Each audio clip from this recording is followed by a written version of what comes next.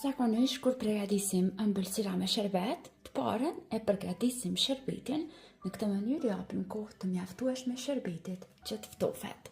Për recetën e kësaj baklavaje, kemi nevojë për 600 gram me sheqer. Vazhdojmë sheqerin e shtojmë në një tenxhere më të madhe.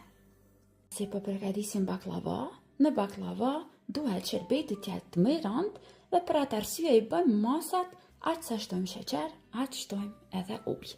Në total do të shtojmë 600 ml me ujë. Përzijmë mirë njëherë që sheqeri të tritet pak tek uji, në këtë mënyrë do t'ja ruajmë ngjyrën e kristal sherbetit dhe vendosim në zjarr mesatar që të zihet fiks për 10 minuta. Në këtë baklava kemi nevojë edhe për kadaif. Kadaif në total do të përdorim 400 gram. Unë po përdor nga ky lloj kadaifit të butë, por në këtë recetë do të na duhet që të jetë i bluar pak më imët dhe për ta shkurtuar punën, unë do ta bluaj kadaifin në blender.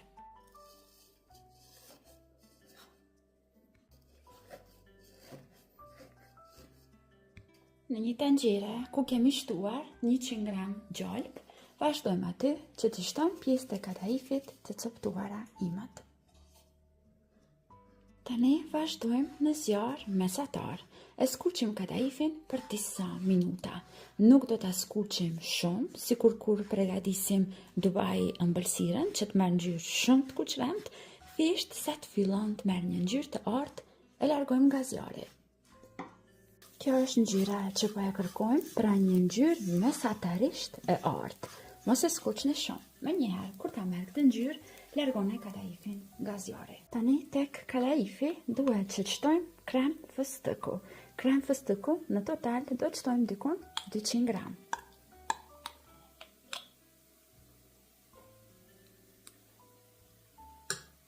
Tani përzijem mirë derisa i gjithë kadaifi na bëhet bashk me kremin e fëstëkut.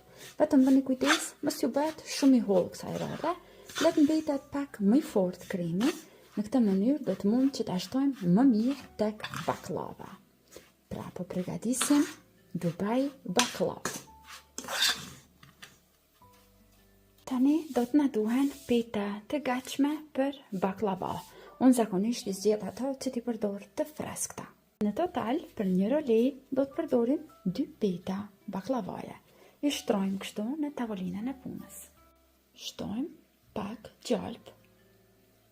Preferoj që të përdor gjalp dhe që të na përhapet gjalpi mirë në të gjitha anët, e bëjmë kështu në dysh dhe përsëri i hapim petat.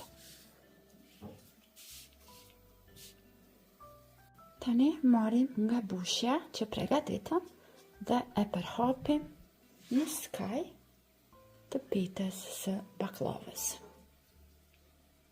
Bushjen mund ta shtoni sipas dëshirës, shtoni atë sa keni ju dëshirë. Pasi shtojmë nga mbushja, vazhdojmë tani e rrotullojmë duke mbështjellur mirë që të sigurohemi që nuk do të na lëviz mbushja në formë roleje deri në fund. Në këtë mënyrë. Vazhdojmë në të njëjtën mënyrë, i përgatitim gjitha. Dhe kështu duket baklavaja pasi e kemi renditur në tepsi. Tani vazhdojmë që ta prejmë dhe t'ja japim formën.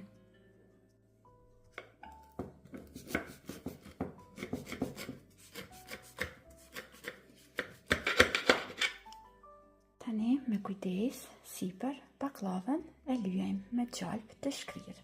Unë do të shtoj dikun përafërsisht edhe 100 gram tjera gjalp për ta lyer baklavan. Dhe tani vazhdojmë që ta pjekim baklavan. Fura është e ndisur në 180 gradë dhe ashtu në zjarr të ulët mesatar do ta pjekim dikun përafërsisht 40 minuta. Të dashur miq, baklava është pjekur vetë sa e kam larguar nga fura. Sherbeti është zier më herët, është ftofur tërësisht. Dhe baklava në këtë recetë duhet të jetë pak më e nxehtë, por jo direkt sa ta nxjerrni nga fura. Leoni të ftofet, dikun përafërsisht 5 minuta, të largohet edhe nxehtësia e madhe para se t'i shtojmë sherbetin. Tani që i ka kaluar nxehtësia e madhe baklavas, vazhdojmë e shtojmë sherbetin e ftoftë. Pasi e shtojmë shërbetin, lejojmë që baklava të pushoj dikon më spaku 30 minuta, ta tërheq pak shërbetin dhe pastaj vazhdojmë që ta dekorojmë sipër për ta përshtatur me recetën e Dubai baklavës. Tani që baklava ka pushuar dikon për 1 orë në shërbet dhe po e vrini që e ka tërhequr tër shërbetin, vazhdojmë që sipër ta dekorojmë. Dhe me çka mund ta dekorojmë tjetër për ta përshtatur me recetën e Dubai baklavës, pra na duhet krem fëstëku për sipër.